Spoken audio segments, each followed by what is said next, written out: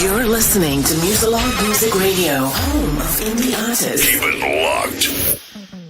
As we continue to make it a great day, it is a great day. Whatever time it is on your end of the planet, I'm Samuel Archer, your host. It's the Anytime, Any Day radio show. Shout out to the International Village. What's up, Anytimers? You guys are tuning in, We're going to continue to spread love. The Brooklyn way.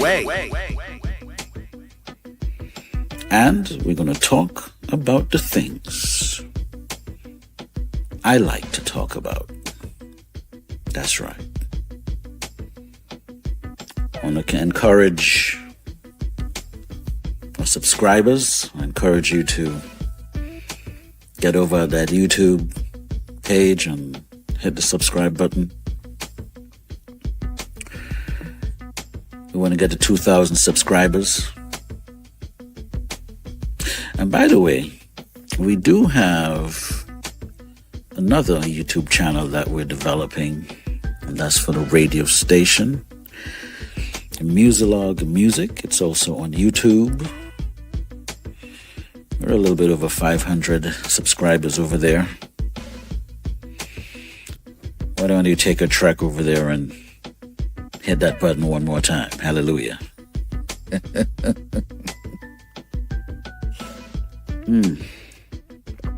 I just took a sip of some amazing coffee.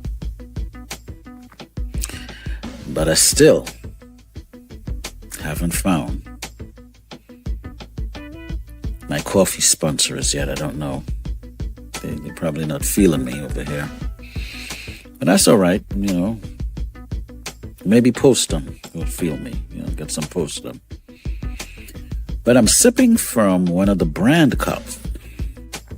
Do you have your Anytime, Any Day coffee mug? You guys gotta get your coffee mugs. The link is in the description. That's right. A little bit of good news.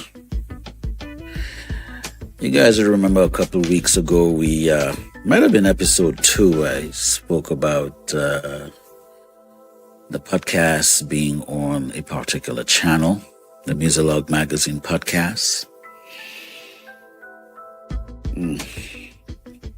The best 100 music interview podcasts.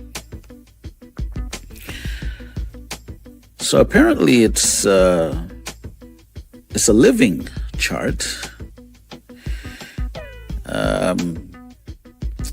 Because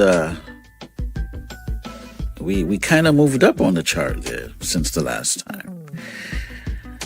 I remember telling you guys that we were number 87. And let me refresh the page so, that I can keep everything kind of current. And I'm scrolling down, guys, scrolling down, seeing a couple of my competitors on here. Yeah, we're all on the grind, So we moved up 2 places, guys. Instead of being 87, we're now 85.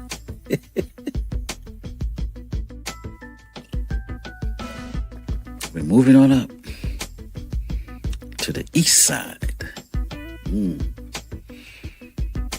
Gonna get a piece of the pie, baby. That's right. All in a nutshell. So, some of you might have to head over to the Million Podcast website, check us out over there. Now, the podcast can also be listened to on Spotify and I think it's Apple Podcasts. Yeah. Apple Music, Apple iTunes, those things. Yeah, I'm a little bit upset with Apple and Spotify on the music side because they decided to take my record down. Well, we'll live. I'm seeing like my computer is telling me something here, so let me just check my cables here. Make sure we're all in one accord. Hallelujah. And I think they said the accord was in the Bible, right? They were in one accord. Yeah. Got a Honda in the Bible. If you don't like that joke. Yeah. But let's see what else we got going on before I jump in to the other things.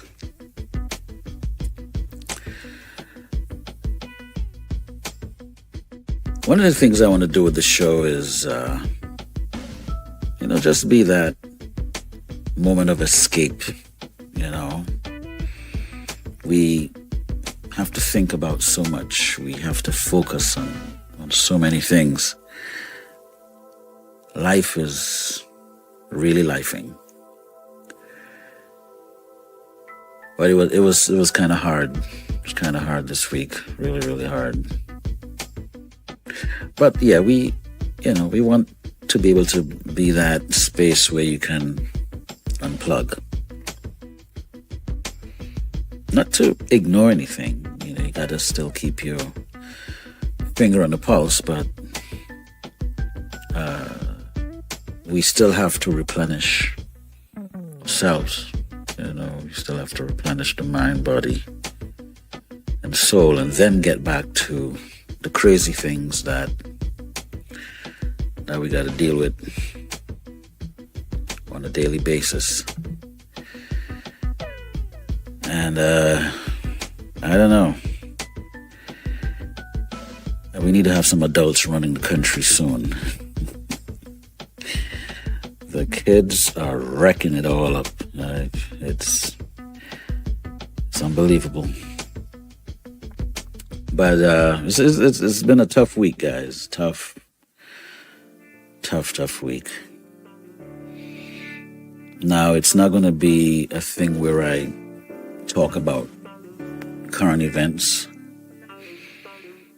but I'll be remiss if I don't mention this dude on our program. We lost a couple of people this particular week that I'm talking about.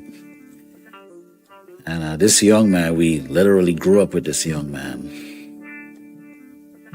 His birthday was going to be in August 2025. Yes, Mr. Jamal Malcolm Warner. We lost him this week. And we're sending positive vibes to his family, positive vibes. Wow, this is a tough one, guys. It's tough. And then a classmate of mine, he lost his mother recently, and there's just been a lot of loss. So between that and what's happening all around, it's kind of rough. But we're gonna make it, guys. We're gonna make it through. We're gonna make it through. Yeah. Gonna take a moment of silence and just think on these things for a sec. And then someone had the bright idea to to put these three guys on a flyer. I had to download it. It looked really cool. It has Kobe, Chadwick Boseman, and Malcolm Jamal Warner. Did I say Malcolm Warner? I mixed it up the first time. Malcolm Jamal Warner. And they put these three brothers on, they just put them together. And it's really, really good. It's like a black and white. And they have their ages on there. So Kobe was 41 and Chadwick was 43 and Malcolm was 54.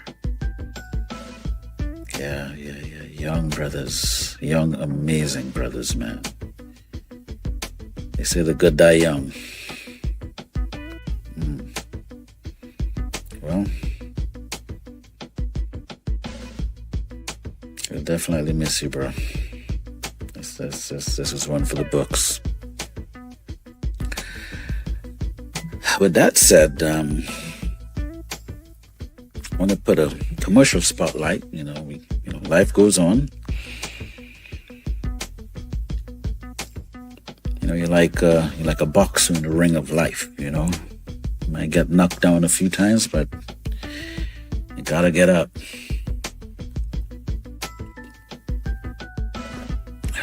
Yeah. Oh, yes. So while I'm going to do the commercial spotlight thing, check out the mug. Get the Anytime, Anyday radio show mug. We have cups. We got the t-shirts.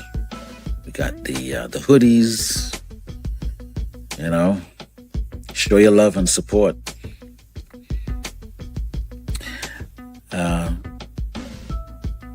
I also want to talk about the Hybrid Executive, my book geared towards the music industry. However, I've had people from different industries that read the book and they found it edifying, informative. They were able to use some of those principles in the book and applied it to their field of work. Or should I say their chosen career. So yeah, you might find something in there for you, So yeah, got the Hybrid Executive. Those of you who want to learn how to play the piano, you want to take your time. I have a PDF version of my book, Nimble Fingers Music Workshop. The link would be in the bio. No, it's not going to be in the bio, guys. The link would be in the description, okay? We don't do link in bios over here. And don't forget, we are still rocking with our business card promotion package, $150 for the year. And we also have Hybrid Executive gear.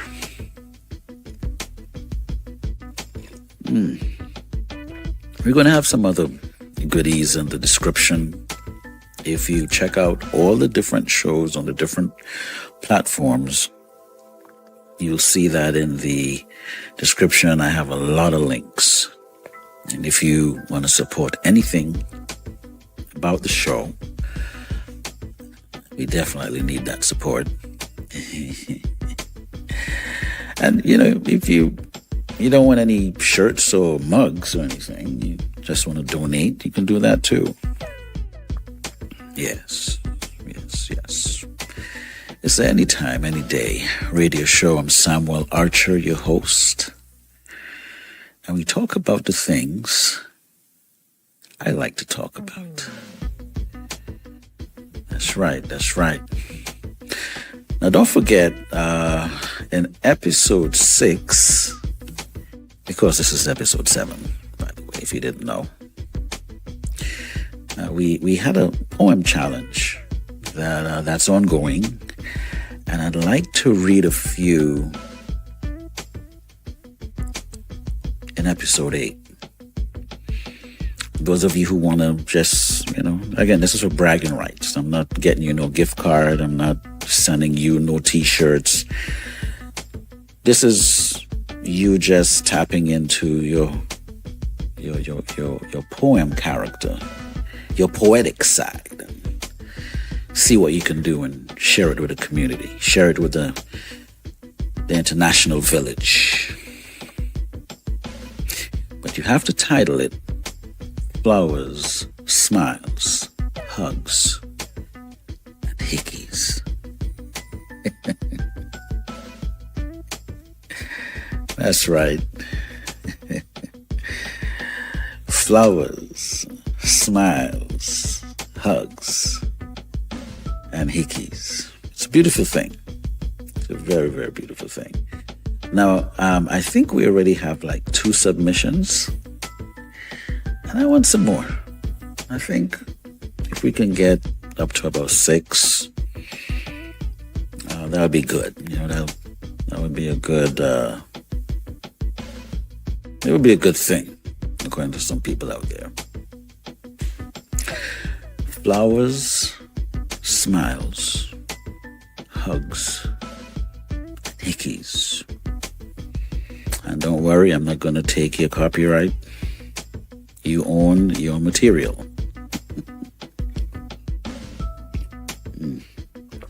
Those of you doing a poem book, I've seen a few books with poetry. I just encourage you to write one that you can put in your book. Yeah, you see. There's a lot of things that happens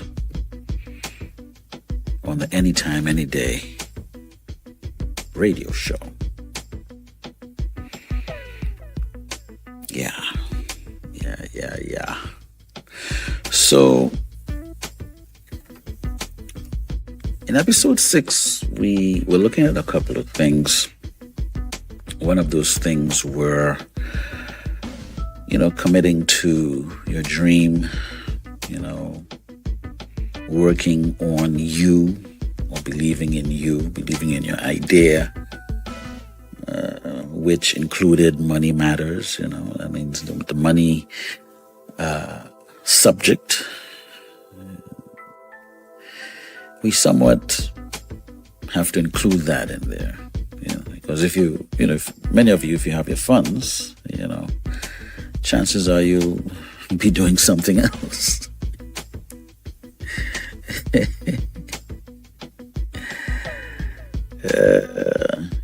Going after your dream. That's important. We went through some of the pointers for the rich man of Babylon, or the richest man in Babylon, I think. Now, we didn't read the story. I'm not going to read the story on here. That's something that you're going to do. You're going to go and check it out. Why not do some of your own research, right? It should be on YouTube somewhere or a recording somewhere. But it's out there. And you can always go back to episode 6 and listen to the pointers that we had there. And I want to jump right in to that. I normally talk about a lot of different things, but I want to get a little more into the meat. And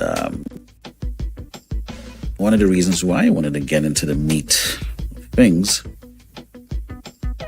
is that we have a few things going on of late. Things are changing. We have a similar situation that we were dealing with during COVID, right? Everything was shut down. And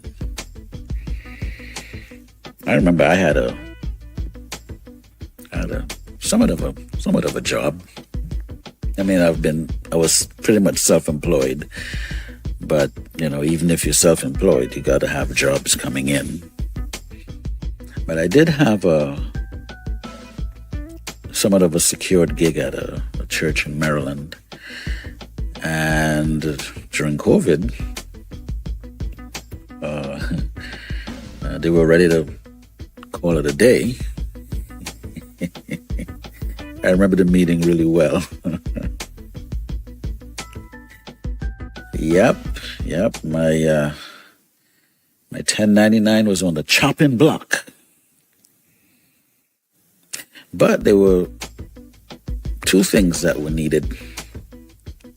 They needed someone to extract services from the internet and to do edits. Video editing, which it turned out I was skillful in both areas, where I can extract some of the videos that we had from the previous services. And then the folks at the church reconsidered and say, okay, Brother Sam, we're going to have to work it out. They couldn't do the full vibe, but they had to do a little cut, cut it down a little bit. And there were a lot of musicians that were out of work. I had a few colleagues. Some were direct that I knew, and some were indirect. And they had bookings and stuff, and a lot of things were just getting canceled. And we're talking the musicians and the creatives, we took a hit. A lot of us took a hit. The schools took a hit. Everything took a hit. And we had a rise in a lot of MLMs. I got caught up in a few. I'm embarrassed to say that, but hey. They say normally if you can catch it in the beginning, you can make a little something. I wasn't successful. I sort of caught it in the middle or the tail end, and put $10 in this, and it will grow.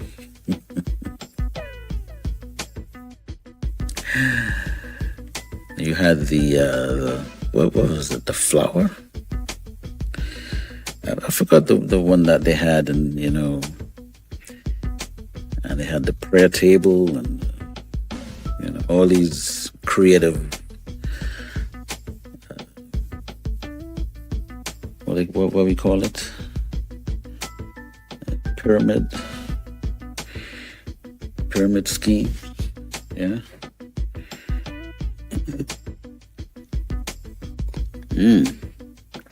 Oh yeah, we had a lot of charlatans coming out of the woodworks and different podcasts talking about making money and so on. A couple of people are in court right now. Some folks are taking the PPP loan, and now they got to answer for that stuff.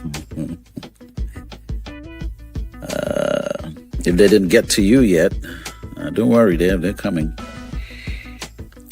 They're coming. So get your stuff right. Yeah. It's been real. Notice one of my things here acting up. Okay, behave yourself. Yeah. We had a lot of craziness, So I knew some people in the stuff, so it was like, what, I'm gonna help my friend out. Not like I was doing a lot better anyway. It was like, all right, if I'm gonna get some money from it, hey.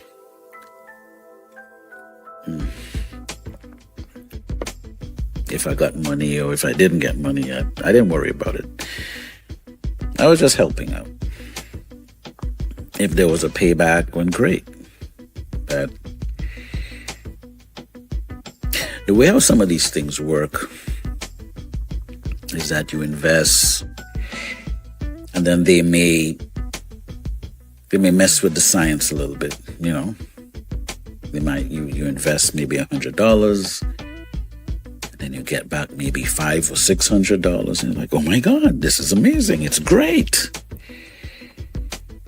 Well, if I put in 100 and I got back 6, if I put in 600, you know, you start thinking in that direction, and then that is the point that they want to get you at. That's the point they want to get you at, because they think, okay, well, you know, they might have 1 or 2 people that'll take the money and run, you know, hey, 6, thank you. But then you have those who, you know, it's an investment.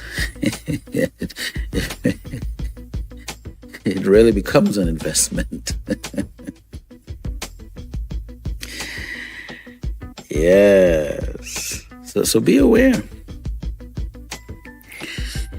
By the way, on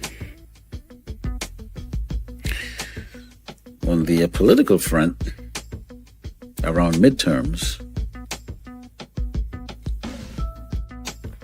there's probably going to be an influx of great fortune. But keep in mind, it's going to be short-lived. Yeah. So you're probably not going to take the elections seriously. So just remember, someone said it. So, you know, when it happens and you see the midterms coming up, remember that, you know, don't get laxed. You better go rock that vote. You better rock the vote, baby. Because it's going to turn left. Yeah, it's going to turn really left. You know, it reminds me of elections I've seen in the past, you know. Just before election, you know, you got roads being fixed, buildings being repaired. You know, the sitting government, they make sure everything is, what should I say, the sitting administration, you know, they're making sure everything is fixed. Yeah, man, they get everything done. You know, apparently we have short memory, you know, short-term memory. We see stuff happening, and it's like, oh yeah, great. So when they go into the booth, who are you going to remember?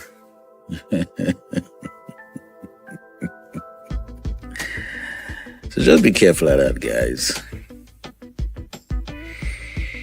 Now, I was looking at some statistics here, and I thought I would try out Grok from X. That's the Elon Musk platform. Not that I like Elon Musk or anything, you know. I said, well, I've been experimenting with ChatGPT and the Google AI platforms. And obviously, by the way, I also do additional research. You know, you got to vet the information the AIs are giving you, because sometimes it may not be in the context of what you're looking for. So, you know, make sure you do that when you're doing your research. But I thought Grok was kind of had some spot on points here. You know, so I'm gonna experiment with it a little bit. But I asked Grok about unemployment. You know, between 2022 and 2025.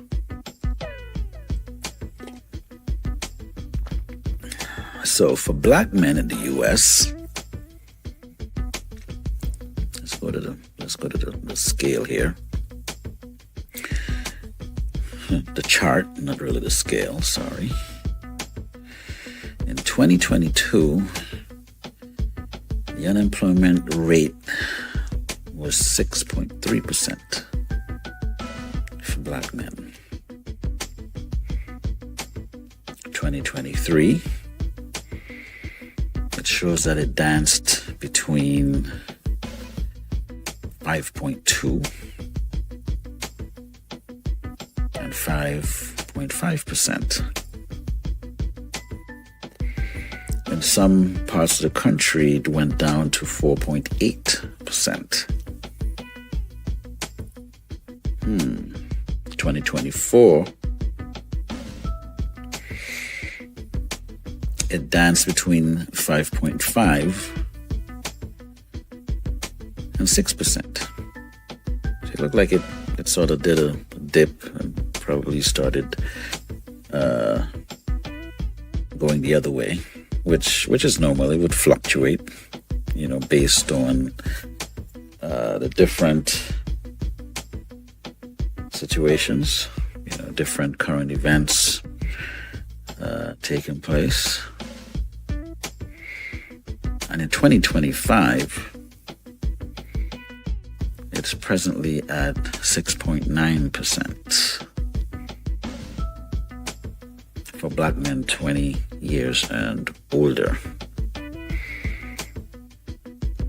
So this is the unemployment rate in the United States for black men.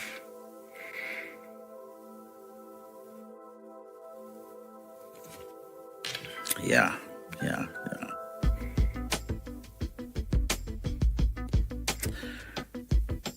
And then I had to check out the sisters. Yeah. So let's go to the table here. So in 2022, black women were 5.8% the unemployment rate. 2023, it went down to 4.8, and it dangled between 4.8 and 5.0%. And it says here, this was a record low. It's during the Biden administration. The Sleepy Joe guy that everyone makes a joke about. I mean, if he was doing this while he was sleeping, and the present guy is awake and he's just, he's worse than this right now. But anyway, I digress. People might think I'm a Democrat. Well, we're living in a democracy. For the republic of which it stands.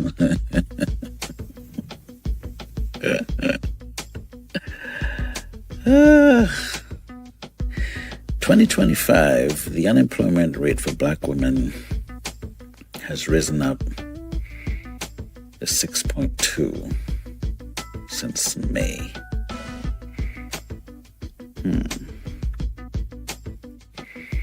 Interesting.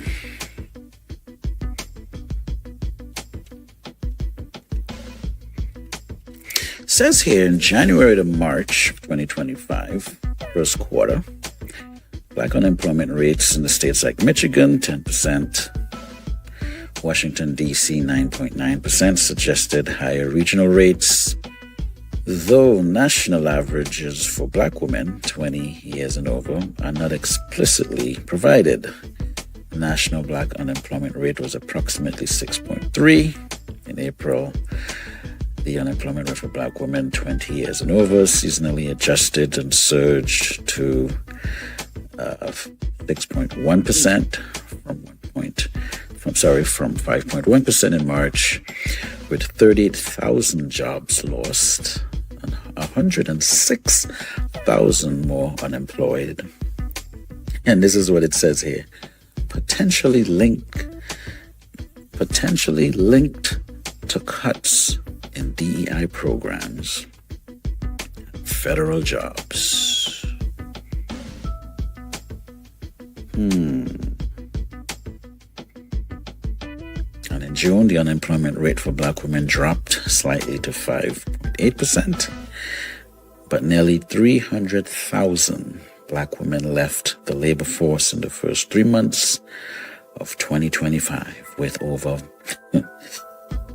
518,000 not returning since the pandemic, suggesting a real unemployment rate above 10% when accounting for labor force dropouts.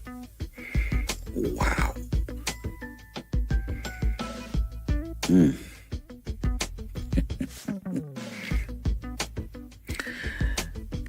Yeah. This is rough, guys. You know, and do your research.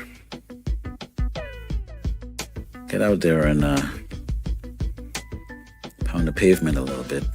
If you have access to a library, you know. Or pull up some microfilms and see if you can pull some information up. Excuse me. So why am I going through this stuff is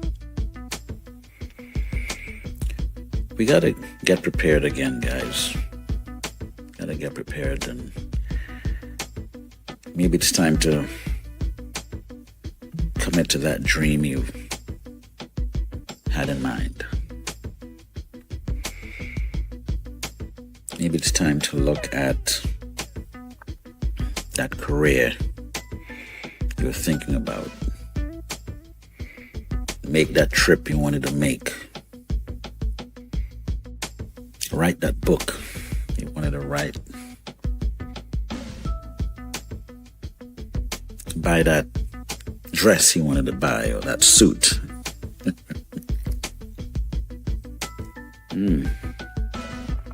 Yeah. So yeah, invest in yourself, guys. Start investing in yourself.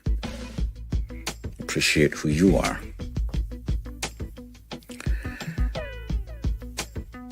So, I want to jump to another commercial spotlight. Hallelujah. Got the Hybrid Executive book. I talk about a lot of great things. You can go to Amazon and Barnes & Noble and the other ebook platforms out there that you can rock with. And, you know, put something in the chat. You know, I was thinking, you know, I remember saying to you guys that I say stuff that I forget. You know, you're on the radio, you just say stuff, and you know, sometimes you're like, hey, what you meant by this? I'm like, what do you mean I meant by that? And they're like, oh yeah, well, you said this on the show. I go, really? I say a lot of things on the show. But I do remember saying to you guys that I guess people would take me seriously when I get to episode 10. Maybe I was challenging myself to get to episode 10. And the reason why I would say I was challenging myself is because a lot of times we start something hot and sweaty. You know, you might have heard that term. You start something hot and sweaty, and then you kind of stop midway and you get distracted and jump on other things. And then the time runs away from you. They say the average podcast gets to 20 episodes. So if the person wasn't really serious about it,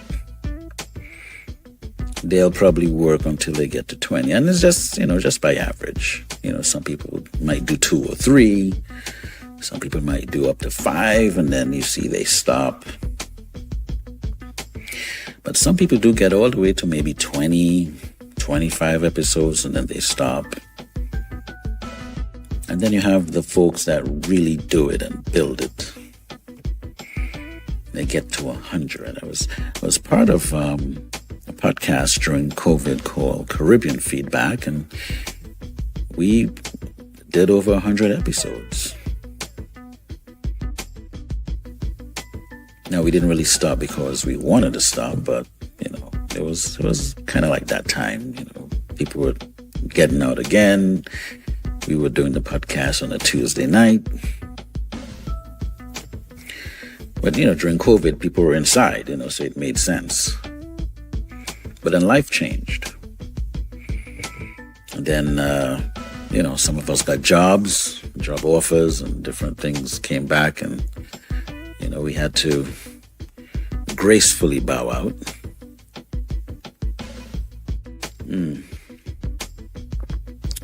But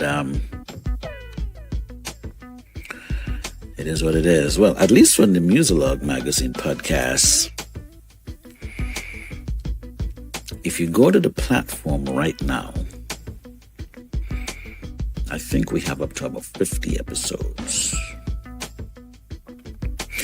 But in reality, the Muzilog magazine podcast, we'd probably have over 100 episodes.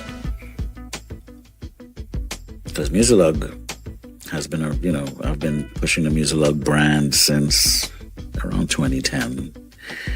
So, we got a little bit over 10 years in the game. So there's a lot of interviews that I've held that's not edited, posted. There's a good bit on YouTube. And I recently started taking YouTube seriously. So I had maybe 2 other accounts on YouTube with the interviews. I have other interviews there. I have interviews on SoundCloud. So, I'm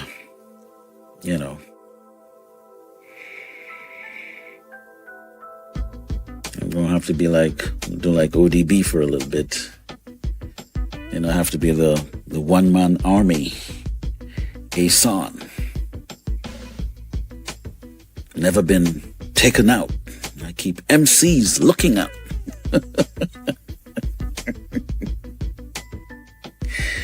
Any ODB fans in the house?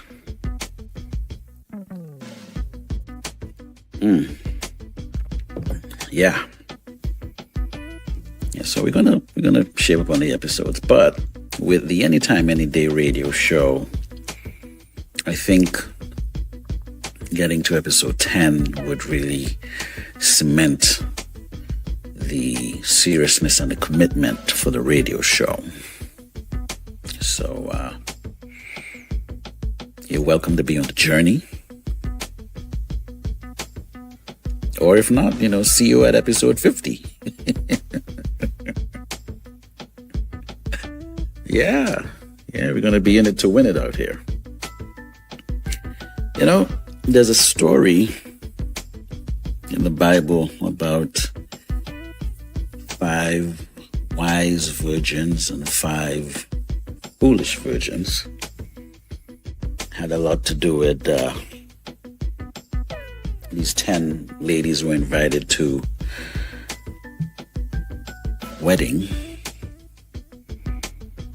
and 5 were prepared and 5 were not prepared.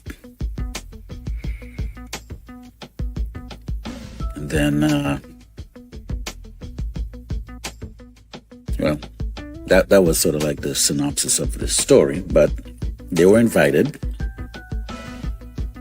10 virgins. You gotta be really amazed how the Bible would, put these stories in place with these parables. And apparently they had this lamp had a special lamp, and some of them had enough oil for a certain amount of time. And you had some who took extra oil. So while they're waiting on this wedding, they fall asleep. And about midnight, the bride woke everyone. He said, "Hey, we're about to begin." The announcement was made, but to come inside, you had to have your lamp. Okay. And I guess the 5 who just had enough oil in the lamp, they were asking the ones with oil, "Can I have some oil?" And they said, "No, we can't give you oil." So they ran down the street to buy oil. The 5 foolish ones, obviously. They didn't have oil. So they went down the street to buy oil, and they got the oil. But when they came back, they couldn't get in. The door was closed. What a story.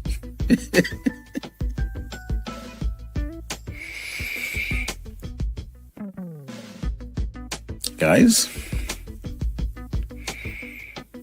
start saving up the oil. Get your extra oil. Yeah. Work with the, how the squirrel do it? The squirrel does it, sorry. Me doing all type of bad English on the show tonight. What's wrong with that? I probably need some stronger coffee here. Gotta do like how the squirrels do it. Save your nuts when you can. Pause.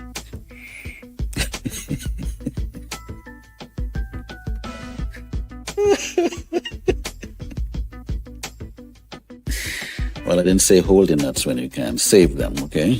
Yeah. Now we're talking about nuts that fall from the tree, right? Squirrels, apparently they do the hibernating thing during the winter. They gotta stay inside and make sure they have enough food, right? They eat food in the nut form. I don't want to get all messed up here with verbs and pronouns and all that stuff.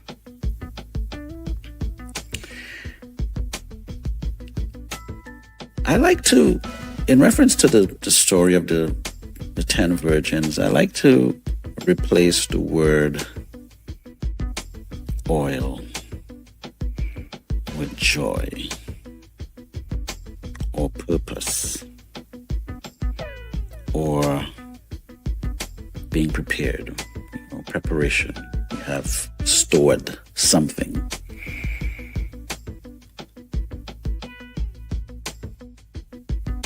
And the reason why in the story the virgins with oil or with the extra oil they couldn't really give. Let's say I'm preparing for a particular career. I have to do training, I have to read, I have to research, I have to study, and I'm ready to go to this, maybe to be tested, maybe I'm preparing for a position, what have you. And someone says, "Well, can you give me some of your skill?" It doesn't work that way, right? You have to go and prepare yourself. Same thing if you have, do you have joy or you have no joy? I can't give you joy. You have to go get your own joy or happiness. People can't make you happy. You have to be happy. That's what that story is about.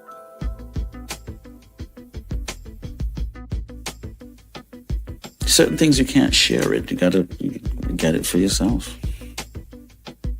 And looking at these unemployment numbers here, soon we're going to have all the charlatans coming through, and you can make money this way real quick, bring 2 people in, bring in 5 people.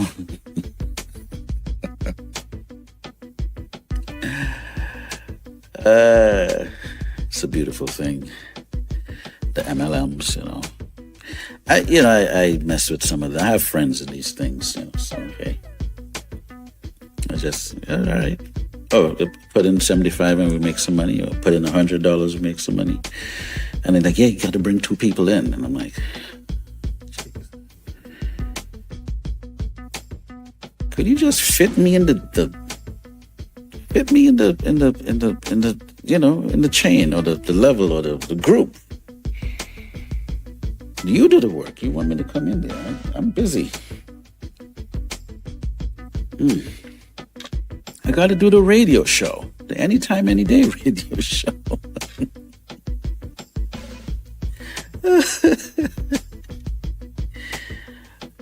That's going to happen again. He's going to see some of that popping up. If it hasn't popped up yet, it will be popping up in a bit. Yeah, but a lot of people at home right now. People got laid off, So, it is what it is.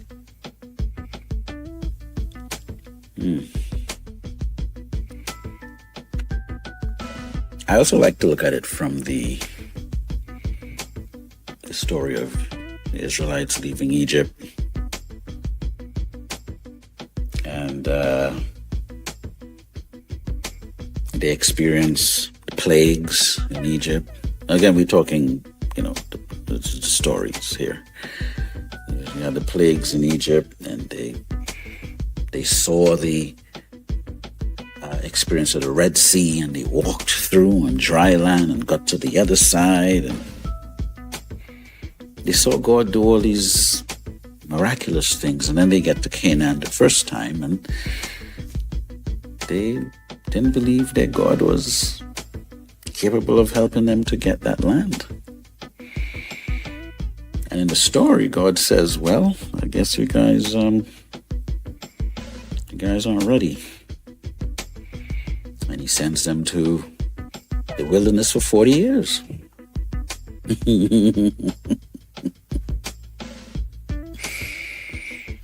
And, it's an interesting example, but I think it's a very true example. The way how I see that example, or how it works in my purview, is there's certain things in life you have to overcome. And you don't get further in life until you pass that test. You gotta pass this particular test. If you're not ready, you gotta go prepare for it. And then you come back, and you go, and then you come back, and then, until you can pass that or jump that hurdle. And again, that's not the last hurdle, by the way. You got others coming, but you gotta jump that one. And that's the hurdle the Israelites couldn't jump. So what happened? You only had 2 guys that believed. You had Joshua and Caleb, who was ready to take. So they had to go to the wilderness for 40 years. And the only 2 guys from the first batch that got into Canaan was Joshua and Caleb. Everybody else died. Only the children went into Canaan. Isn't that interesting?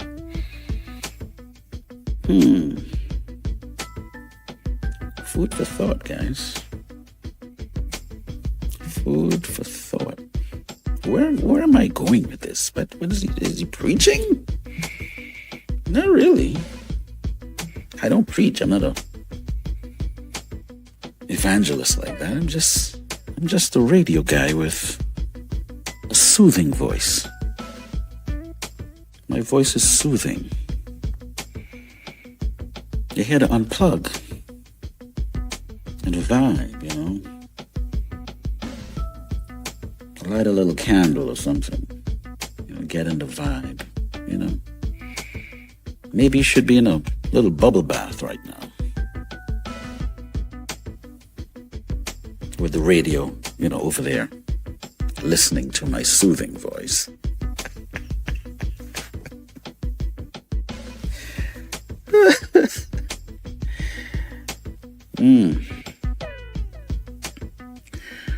So, you know, amidst all these different things and all these parables I'm talking about and investing in yourself, yeah, we have to. So I went online and I saw this article. It's from the British School of Etiquette. It says 5 powerful reasons to invest in yourself. So, you know, you're gonna tell me if these reasons are powerful or not. You know, you guys gotta jump in the chat and stop reaching out to me personally. Could you know, because the stuff you reach out to me to talk about, you could put it in the chat. You know, help out the show with the algorithms, guys. You could like it, yes, but just say, you know, put a fire emoji in the thing. Let's get some comments going. And there's a quote from a author here, Pooja Agnihotri, or Agnihotri, you know, but don't mess it up. I think she's East Indian, maybe. Pooja. Yeah. It says here, the best gift you can give to yourself is to invest in yourself. I like that. The best gift you can give to yourself is to invest in yourself. By Pooja Agnihotri. So, the first powerful reason, it says it boosts your confidence.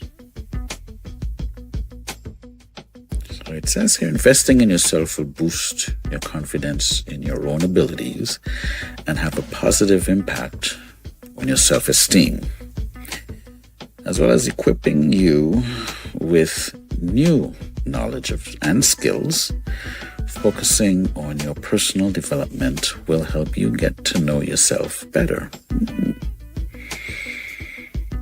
I like that. You will become more aware of your unique set of strengths, values, and passions, and how you can use these to achieve your goals. Research shows that those who spend 5 hours or more on learning each week are more likely to feel that their lives have purpose and meaning, which in turn increase their overall happiness, well-being.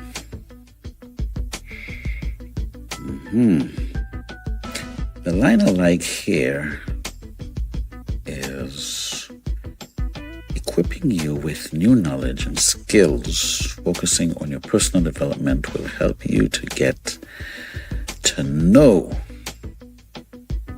yourself better.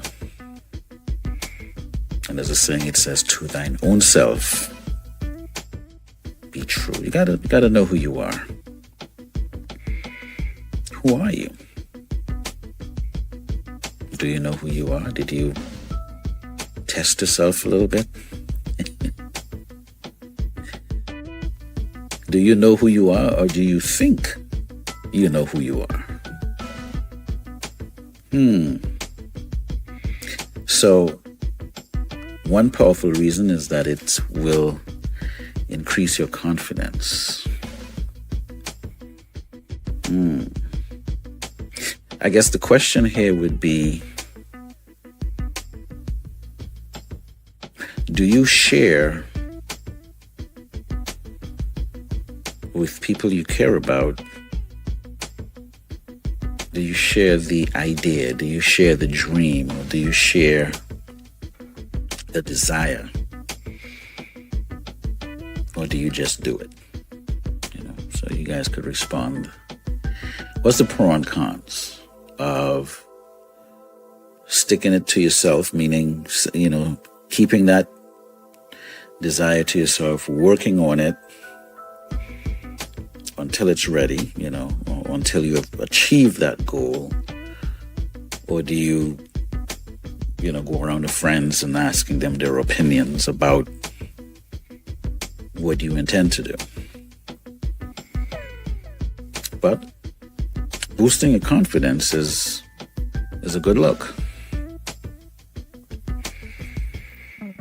Secondly, here it says it opens new career opportunities.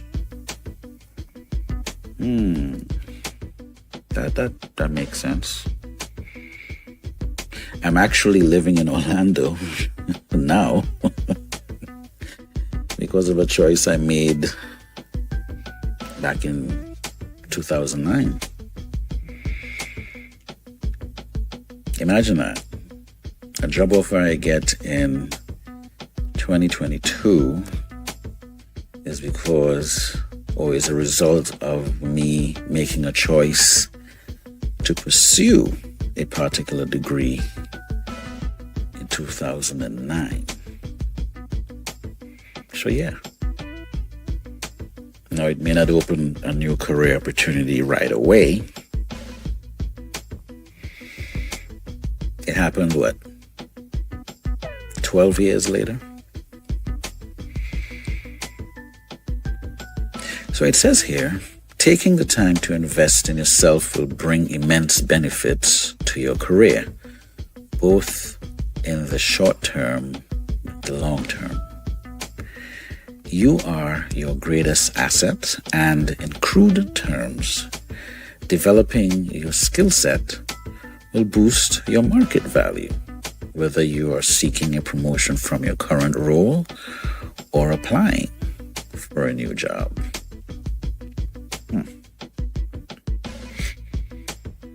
Most employers look for candidates who are self-starters and being able to demonstrate motivation and willingness to learn new skills. This will set you apart from the competition.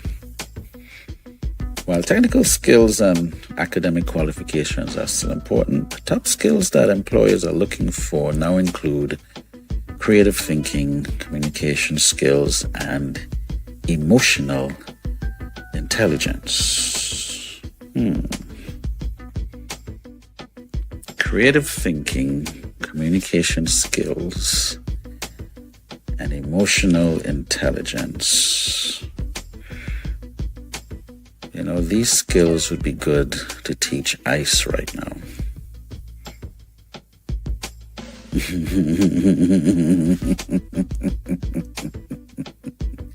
And maybe the present administration, especially the communication skills. Can we be truthful at least?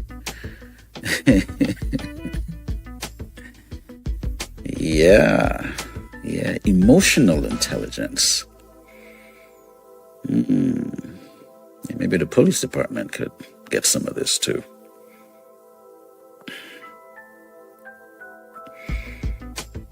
Yeah. So, investing in yourself, getting a class, going to, work on something, whether it's a degree or maybe it's a certificate course. My tongue is twisting up here. Now, they're good things to have your tongue twisting. I'm going to leave that to your imagination. Yeah. Yeah. So, let's see what number 3 says. It helps you to build connections.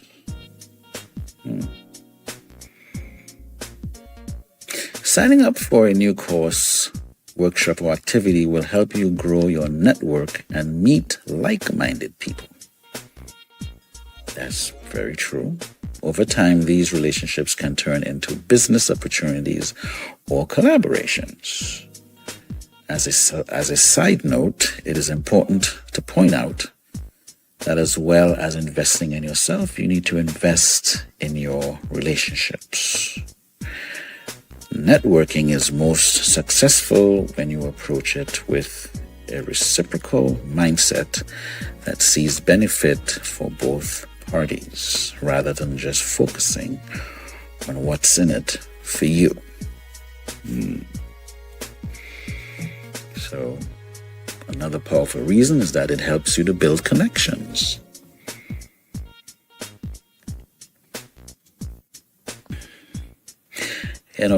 Finding people that look at the big picture and look out for you in this context is a toughie. If you find someone that would also look out for you,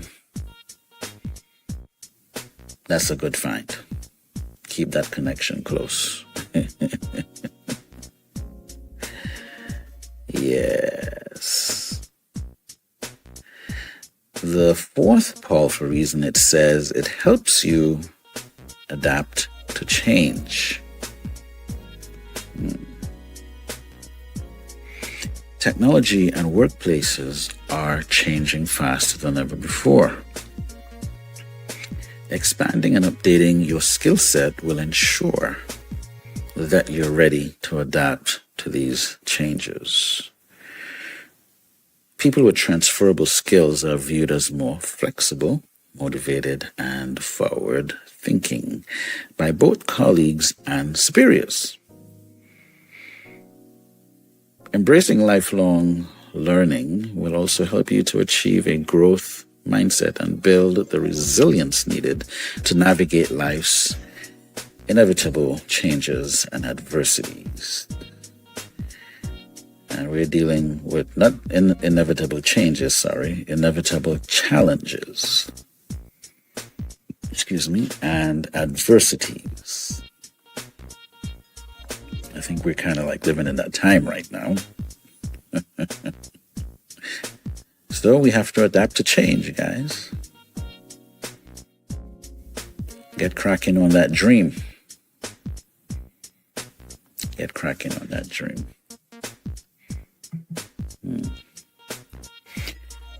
And the fifth powerful reason,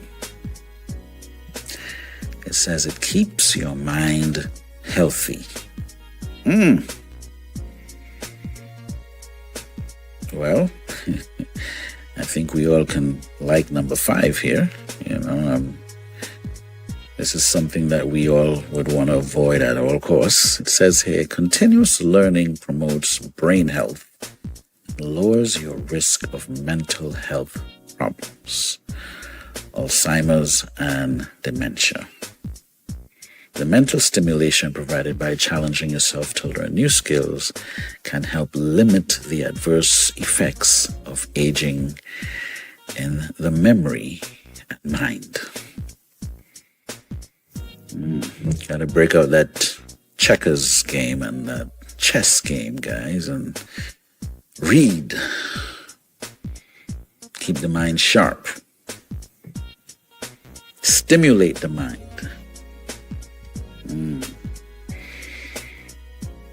Yes. I wonder if intimacy helps with this. We'll have to see. Yeah. I like to think of things in all different dimensions. Maybe there's a connection there. Who knows? Yeah. So we're going to take a commercial break here. And again, we have hybrid executive gear.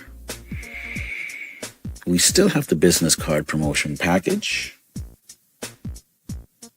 I have a beginner's piano book for those of you who want to do it the traditional way, And the PDF version is available.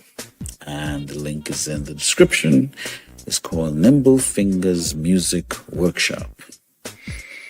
Now, it would be nice to have a keyboard, so you can practice, try things out. Now, those of you who are, you just want to get the knowledge of theory or understanding theory, in the beginning part of the book, I go through the basics. I show you the treble clef, the bass clef, the staff, and what the names of the lines and the spaces are, depending on the clef. That's on the staff. And I talk about time signatures. I explain all of that on there. How to read the notes and all of that is in that book, Nimble Fingers Music Workshop.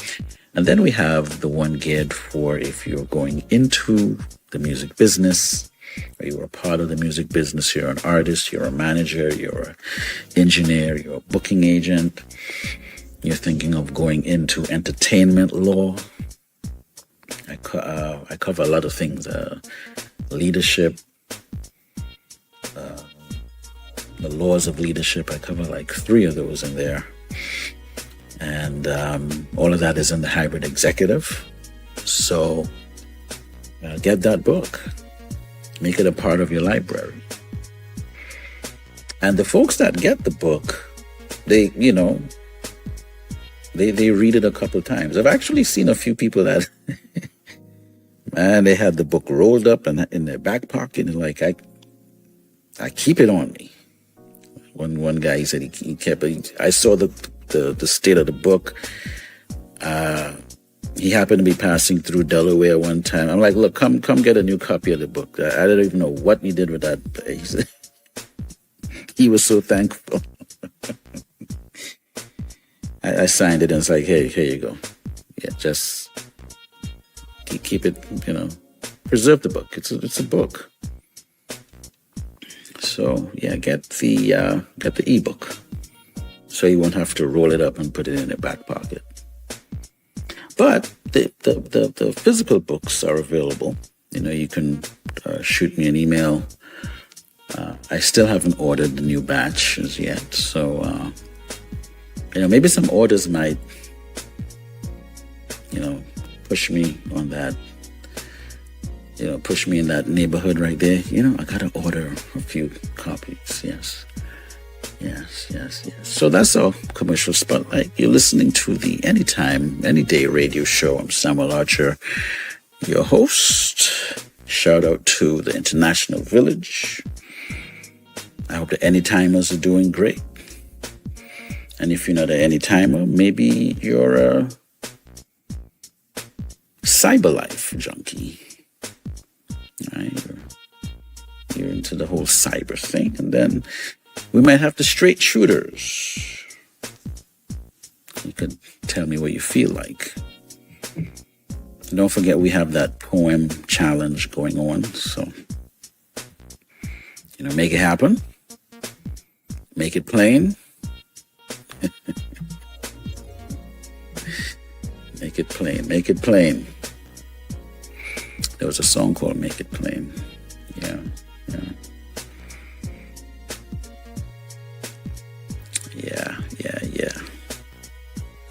So, there's this other person out there in the positive land. I like to call it the land of positivity. All these people that, they're inspired to write books and have quotes, and they give you, really good tips on a lot of different things. This one is Mel Robbins. I don't know if you guys vibe with Mel Robbins, but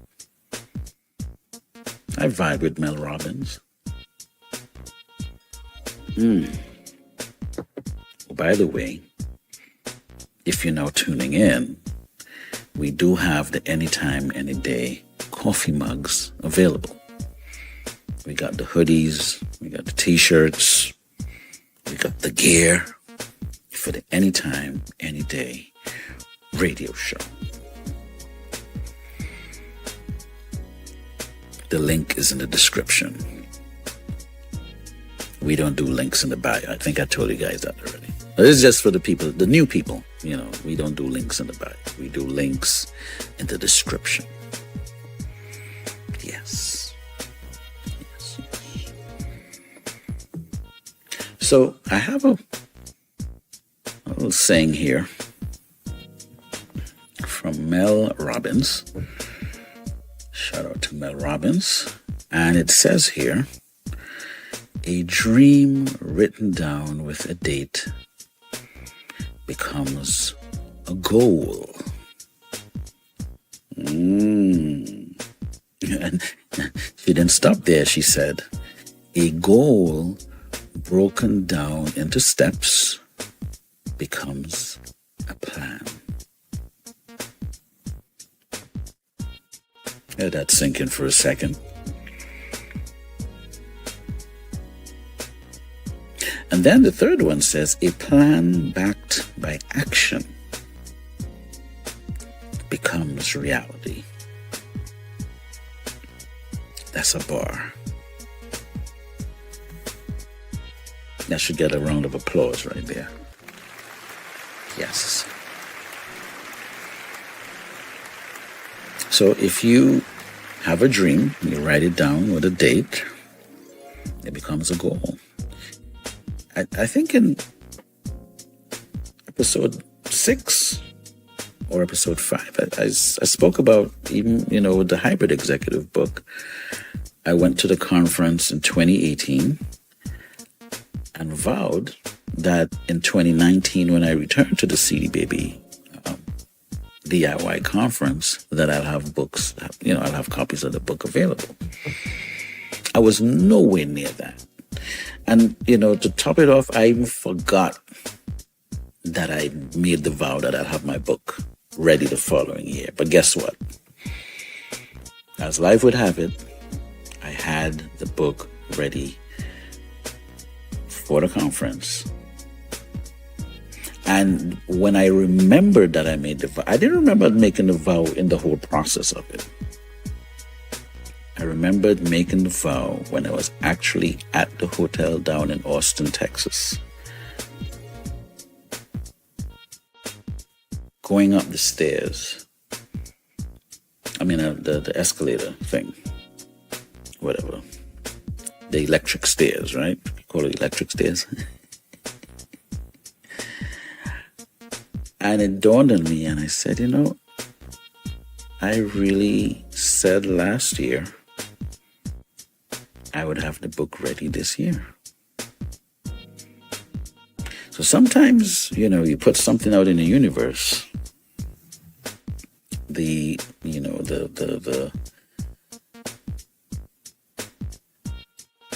don't know what the word is here. But knowing that you said it is probably the best way I could say it here. You really put it into motion. It actually, you plant the seed and then the ripple, you threw it in the pond and the ripple went out. Was just strong enough. And it manifested. Now, we're not talking about magic stuff here, but these 3 steps that Mel Gibson, or should I say 3 phases, but it's really a phase. So your first phase is a dream written down with a date becomes a goal. Then she says a goal broken down into steps becomes a plan. Then a plan backed by action becomes reality. Now, the last one, I like it because, some people would buy like a treadmill,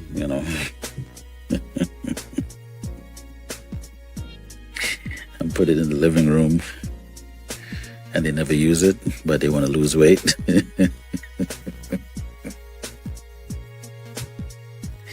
So she's right. A plan backed by action becomes reality.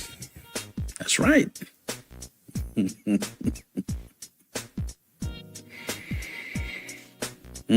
Oh, and she has because I took a screenshot from her IG. She has like some comments here. She says, "Do not let your dreams stay trapped in your head. Put it on paper, then find the courage to make it plain." Or oops, I'm messing it up.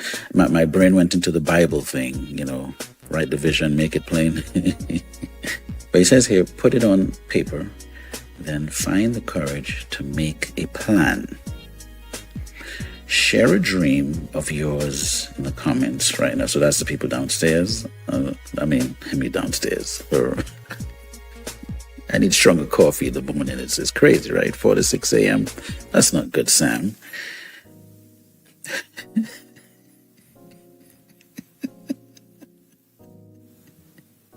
Woo. Share a dream of yours in the comments right now. Did I say why? I don't know why I said downstairs. Jesus. Have mercy. But something she has here, interestingly, it says, so after you write it in the comments below, she says, and watch how when you write it down, it instantly becomes a goal you can work on instead of just thinking about it. Wow.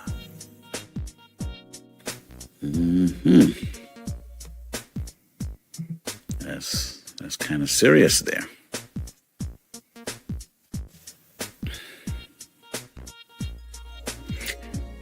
Mel Robbins. This is a little verbiage here. It says, Mel Robbins' philosophy is that writing down your dreams transform them into actionable goals. By putting your dreams on paper, you give them the attention they deserve and start the process of turning them into reality. This act of writing is a crucial first step in making progress towards your aspirations, moving beyond mere contemplation. We're talking about the same thing, guys. From reading The Richest Man in Babylon all the way to this right here. We're on the same vein. On the same vein. That's what's up.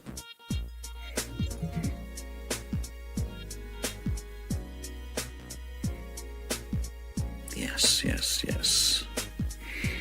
This is the Anytime, Anyday radio show. This is your host, Samuel Archer, the one and only. And we're talking about the things I like to talk about. Spreading love. The Brooklyn way. Now, do you spread love any other way? I mean, the Brooklyn way is the way, right? I mean, I'm just saying that's like the thing. So,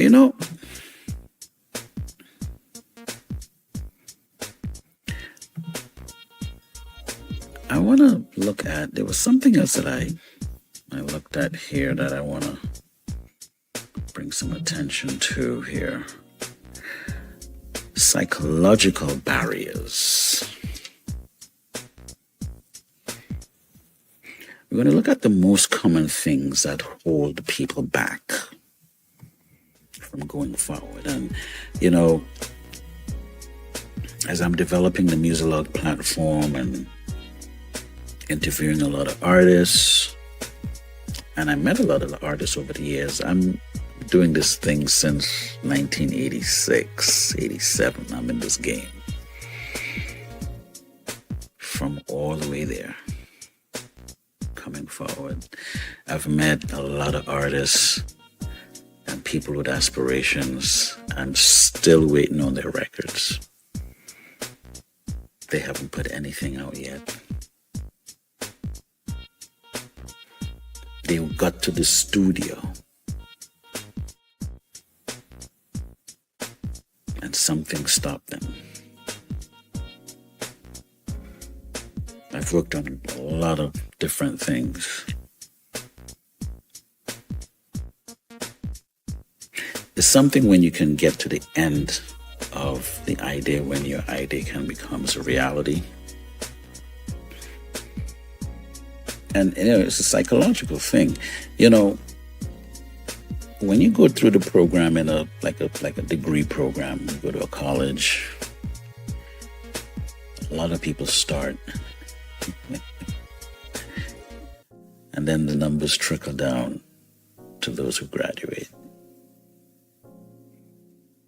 I think a lot of employers, although they may have their criterias or their criterions for hiring people, if you could finish a degree, that says a lot about you. It means that you can start something and you can finish. And that's important. People tell me over the years, "Oh, you're expensive, very expensive." Okay. Some of them would be astute enough, and then they go work with someone else, which is cool. I mean, I ain't mad at it. And then they get what they pay for.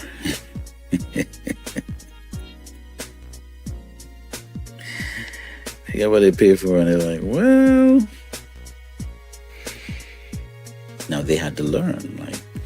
I had to learn in some aspects. It's not like, it was all smooth and vibes. But let's see what some of the things that prevent people or hold them back from making that first step. The first one here, it says the fear of failure. And there are two things here. It says, what if I try and it doesn't work? And then the other one says the idea of failing publicly or wasting time can be paralyzing. And that's true. You do feel a way if, you try something and it doesn't work out. All right, guys, you're in the dance and then you build the courage to walk up to a lady and say, "Can I have a dance?" And then she watched you and she said, "Nah."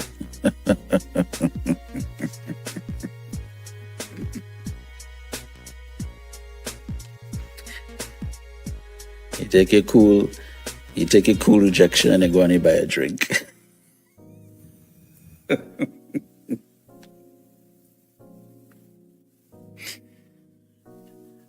And now, sometimes,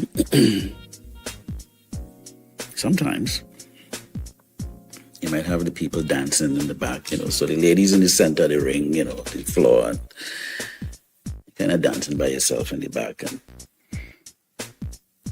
when she's not looking, you kind of move in, and then, when she turn around, you move back.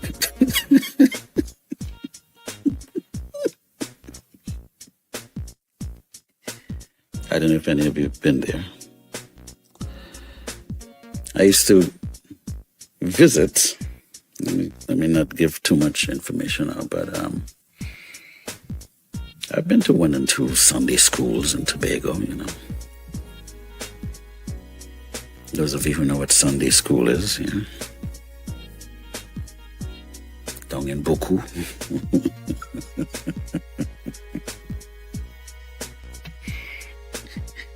Your teeth are wind to the side, right?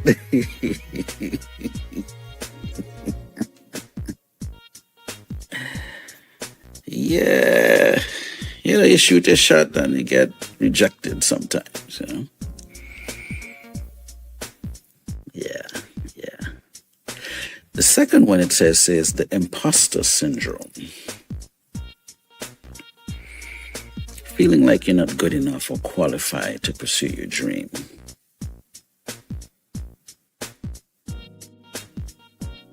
This is especially common in creative, entrepreneurial, or competitive fields,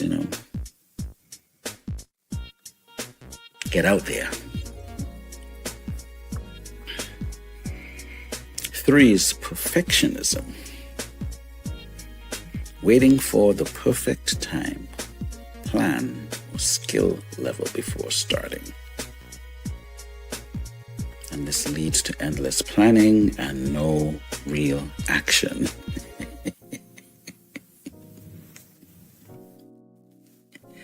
I've been to some of those meetings. The ones where, hey, I want to start this organization, that we're going to do this, that, the other thing. Okay. You meet a few times. All right. Well, what's next? Well, we're going to have a meeting next week and we'll discuss the next steps. And you come back the next week and then we go through some pointers. Say, what's next? Well, I'll give you guys a call because I have to work some things out. And that was like 5 years ago, maybe 10 years ago. Lack of self-belief is the other one. It says, deep down, many people don't believe they're worthy of the career they want. I want to replace the word believe with know, as in K-N-O-W. Deep down, many people don't know they're worthy of the career they want.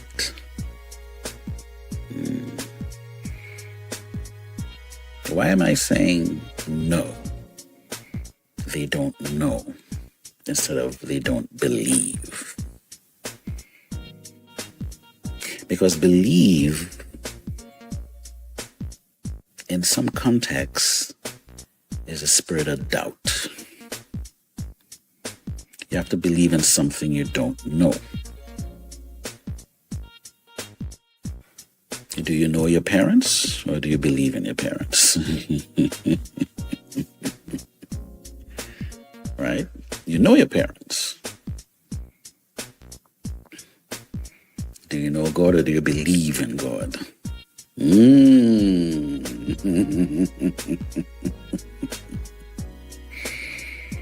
Well, some aspects you better know God, right?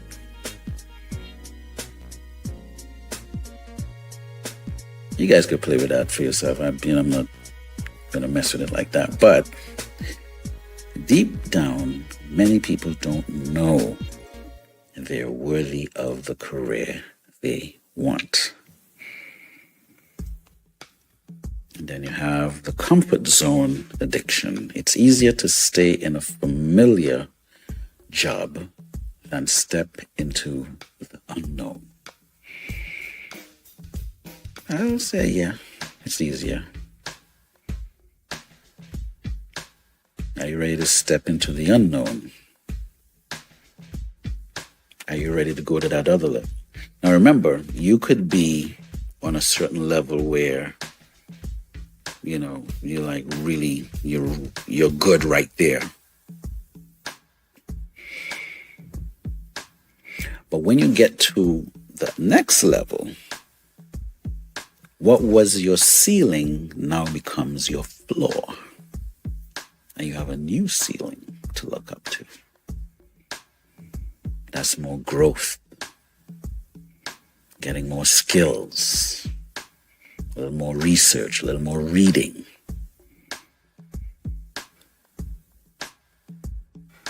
And then you have the expectations of the family. They got to put their points in. Might have to be like K-Solo. Your mom's in my business.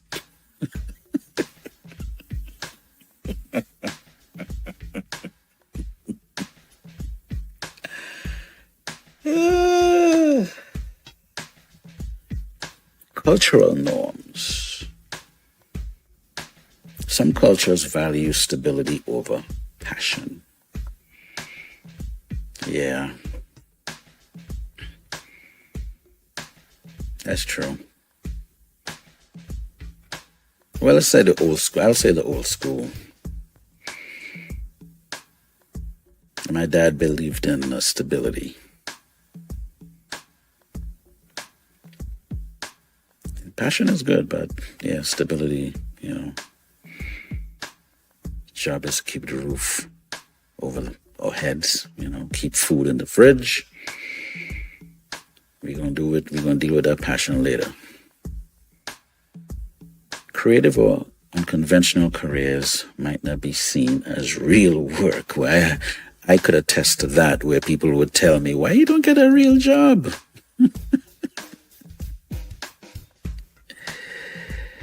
Yeah, it's tough.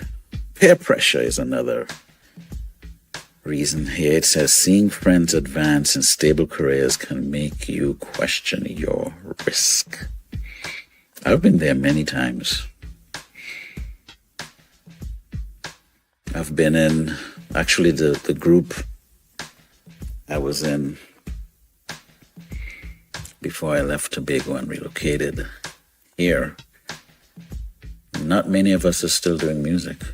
Or if we're doing it, it's more, a hobby in nature. It's not as serious as I take it, where I'm recording and producing and putting out records and that sort of thing.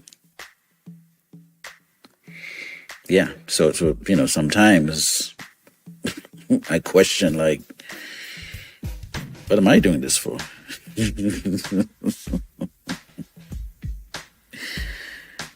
Yeah.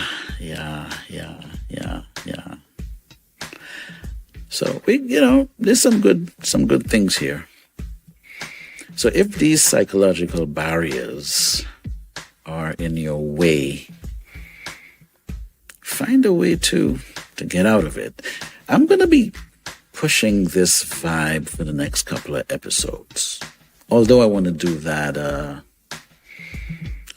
challenge with the poetry, flowers, smiles, hugs, and hickeys. Oh, was it? Well, hold on. Let me put it in the right order before I get in trouble. Yes, so it's flowers, smiles, hugs, and hickeys. And if you want to suggest something for me to expound on in one of the episodes that's upcoming, feel free to shoot me some information and I'll throw it in the mix. So, I like to give you guys a story. Sometimes I'm looking at a flyer here. I'm trying to remember the year. But it's a highlight. I had a group called Highlight once. We had a concert in Brooklyn, New York. This might have been either 1991 or 1992. We had just dropped a single. We were getting, it was played on the radio, WLIB, a record called Do You Love Me? And we were doing this concert at the Baptist Temple, Skimmerhorn Street, downtown. And we had a concert set. We had Last Appeal. They're known as Naturally 7 today. Shout out to them. We had The Angelic Host, directed by my brother, Bobby Soverall. No, he's just my brother in Christ. Brother from another mother. Shout out to him. And there was a group called Appointed. So those were the headlining for the concert. And Appointed was, they were based upstate New York. Melissa Turnbull and Christine Davis, those friends of mine. I hope they're doing great. Now, Melissa, I'm sorry to use your maiden name because I know you got married. I don't remember your married name. Forgive me. I don't know if you're gonna hear this show anyway. But, lots of love to you guys out there. Shout outs and all that good stuff. I haven't shared the stage with people like that in ages. Long time. But anyway, there was this guy that I knew at New York City Tech. He's a pastor today, by the way. It's funny that he's a pastor today.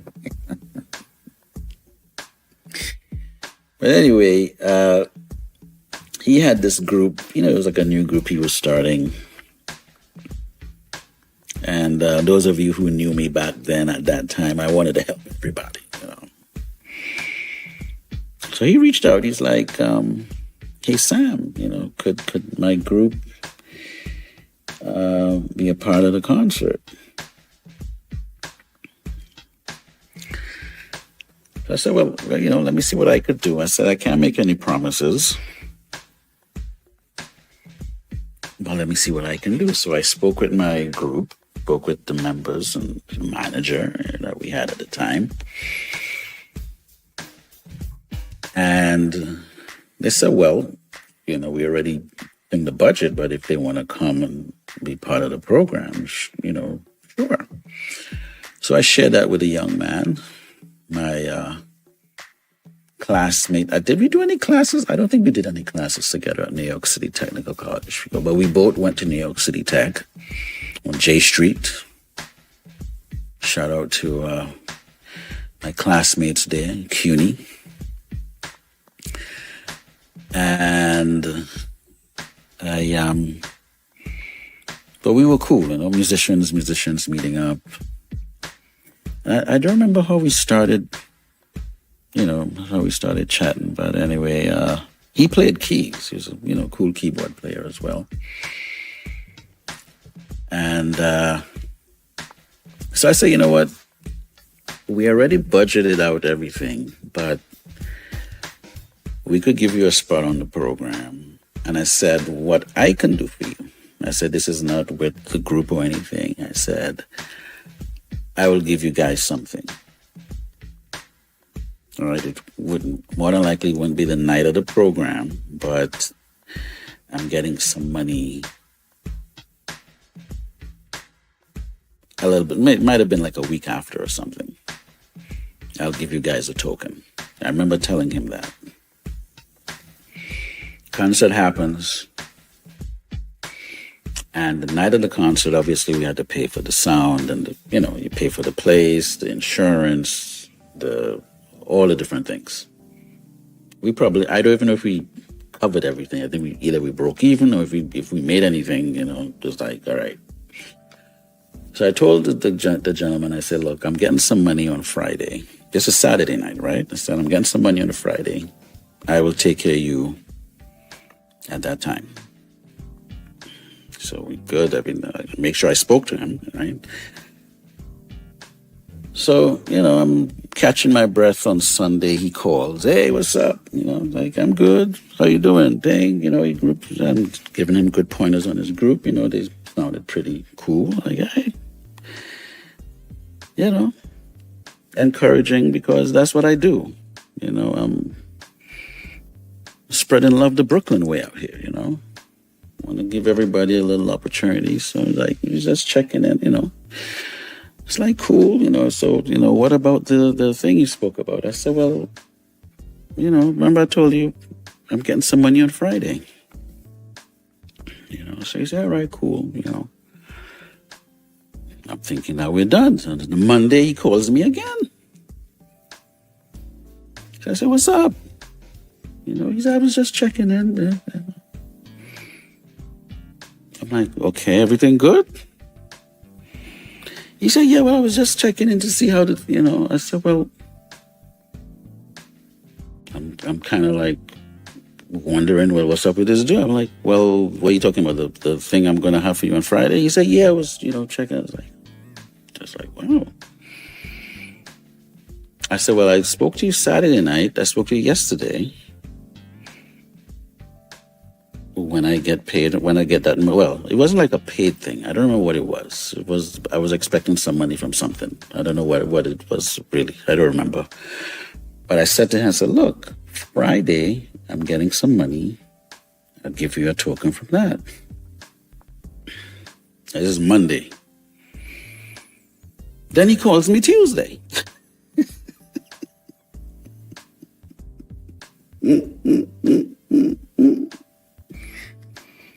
So now I'm getting kind of like, dude, What's your problem?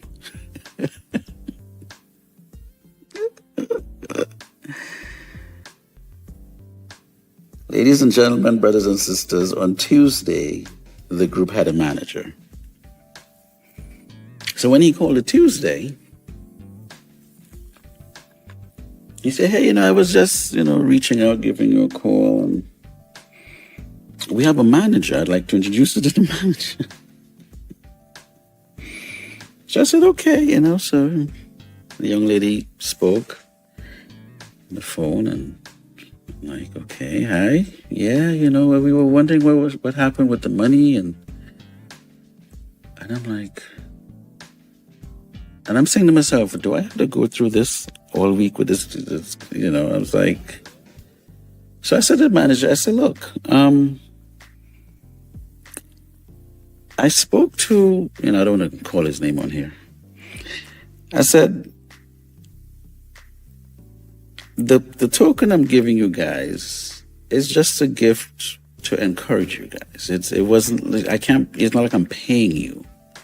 It's not like, it's not like, okay, well, it's a payment. It's just something I'm giving you as an appreciation to coming through and to help you guys as a group. And I already told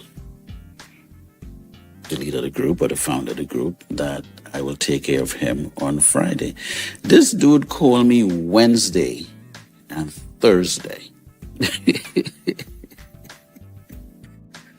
Oh my God.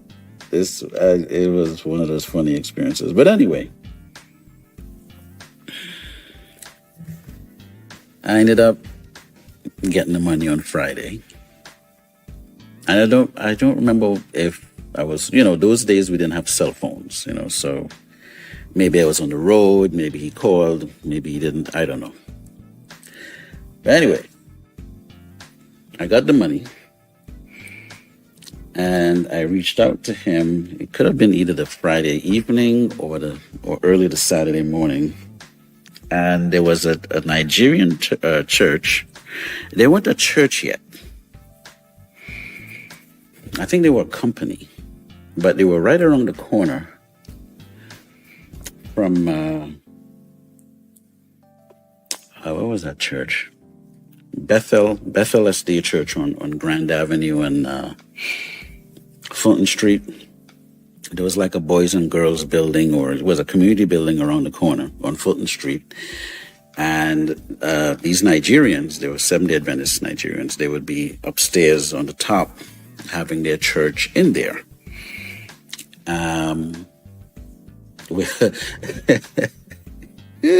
Should I say this? Yeah, why not? Sister Langley was working with those guys. Those of you who know this, might know Brooklyn and all the people. Miss Ellen G. White. I mean that in a good way, by the way. So anyway, I told him to meet me there. So, church is starting, I think it was like 9 o'clock. So it's probably like 8 something, 8:20, 8:30. I'm in the elevator with my amp and my keyboard and everything. So he comes in, hey. So now, to be honest with you guys, I don't know if I gave them $75 or if it was $175. I really don't know. It might have been $75. I had it in an envelope. And I said, hey, thanks for coming through. And I don't remember the thing, but, I'm implying it. The implication of what I said to him was, thanks for coming through, keep working, wishing you guys the best, hope to see you guys continue your journey. And he said something interesting. Well, did he? I don't remember if he said thank you. But while I'm pulling my keyboard and my amp off of the elevator, he says under his breath, and you call yourself a Christian.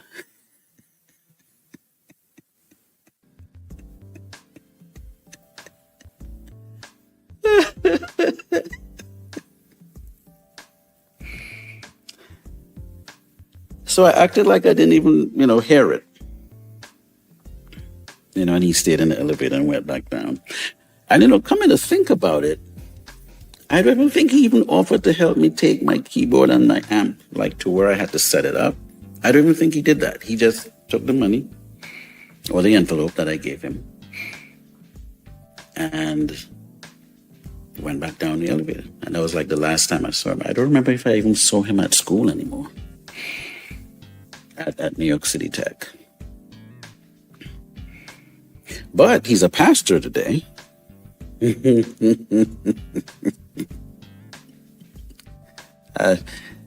Maybe he's grown. I don't think he, it was one of those moments that I thought was kind of memorable.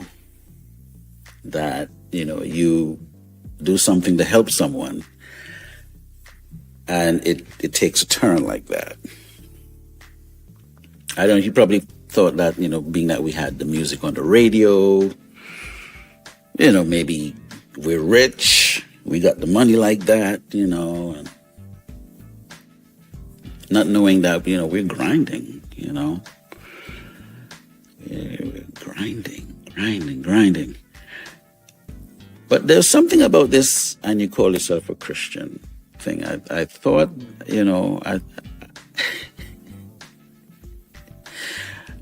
I never had to use that for anybody. I wonder why they felt they needed to use it for me, or felt that he needed to use it for me.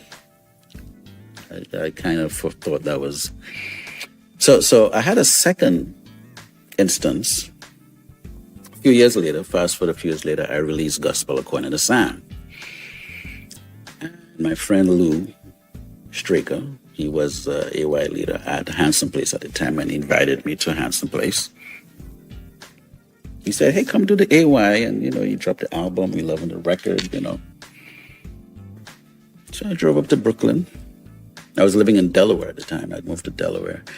And I got there kind of late. That day, the traffic was crazy. I got there late, and I ended up having to park. If those of you who know the Handsome Place yesterday church, they have the parking lot kind of down the street. And, on a packed day, if you're parked inside, there'll be cars parked all in the driveway coming down to the main, to the main street.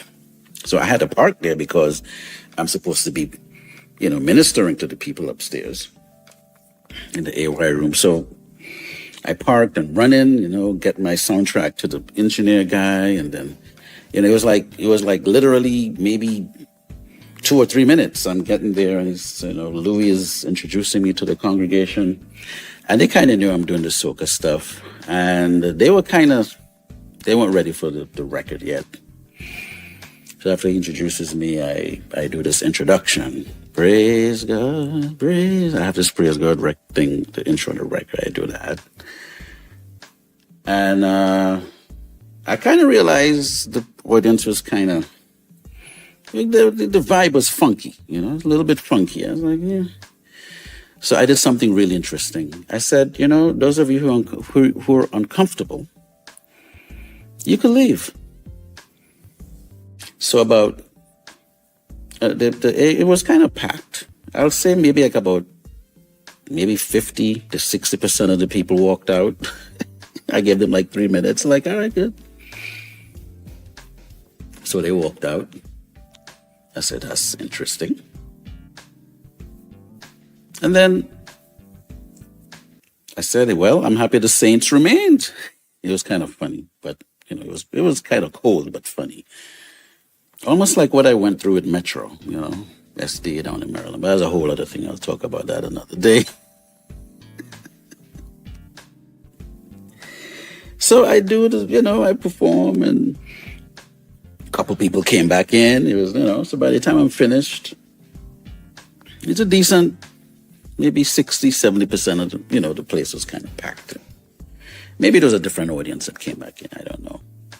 Now, funny enough, my dad was still alive, obviously, and he used to help out folks in the credit union. There was a credit union upstairs, and he would help them out on a Saturday night. So he's in there. And someone who was in the AY room went upstairs to do her, whatever transaction she had to do, and made this comment in front of my dad. I don't think she knew that was my dad. And I'm on stage performing. And she says, does he think he's going to heaven singing that kind of stuff?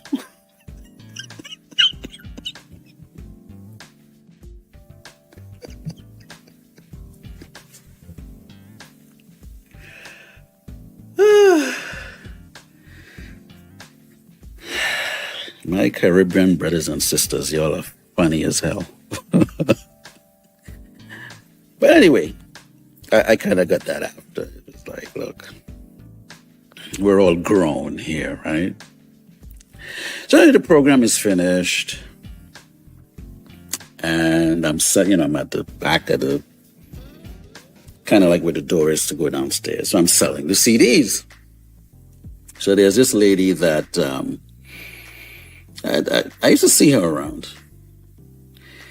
So she's like, hey, are you parked in the driveway at the parking lot?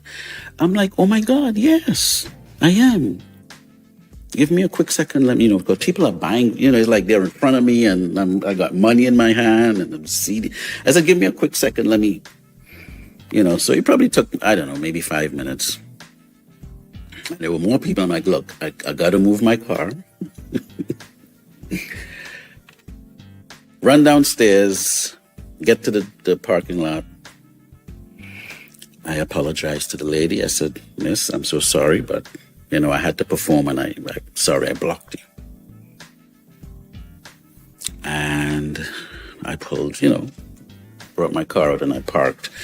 By that time of the night, there was park on the street.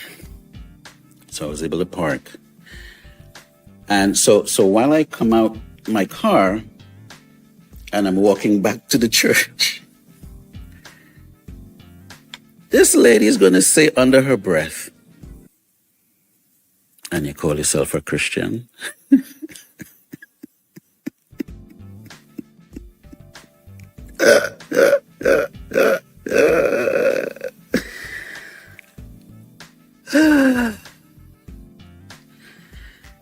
I don't know what I'm going to do with them folks.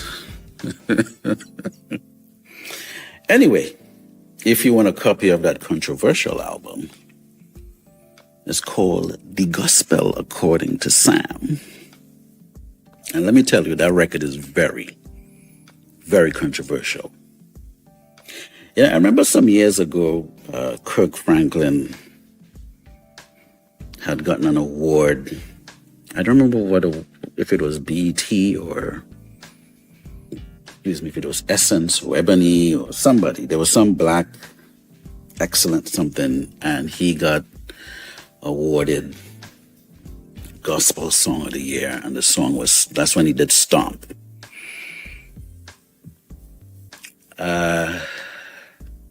So he receives the award and he's on stage and he says, thank you guys, but this song was a lot of pain. And when Kirk Franklin said this song was a lot of, and I answer back Kirk Franklin in that moment. I'm like, dude, I can definitely relate to what you're talking about. He said Stomp was a lot of pain, which meant that there were people in the industry, in the churches, and the people that surrounded him made it a really, really big deal for him that they had problems with Stomp. Well, a lot of people had problems with Gospel According to Sam. I think I'll probably do a documentary series where I tell like some of the stories behind that record and places that I got barred from, and even the same Metro SDA Church in Maryland, they had some issues. I'll even, I think I'm going to address those stories in some of my upcoming episodes of the Anytime, Anyday radio show with your host, Samuel Archer. Again, shout out to the International Village On this show, we talk about the things I like to talk about. I'm the man with the soothing voice.